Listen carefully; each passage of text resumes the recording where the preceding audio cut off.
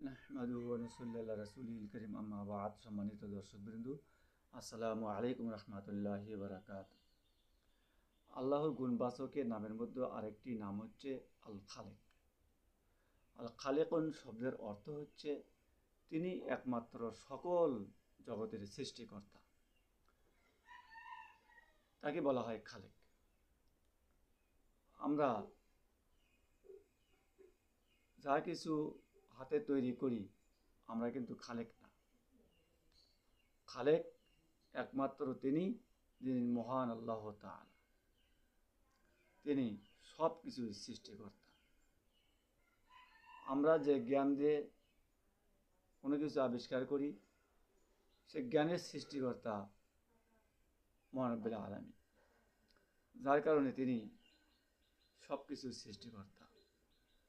যা কিছু আছে, আশা করি বুঝতে পেরেছি।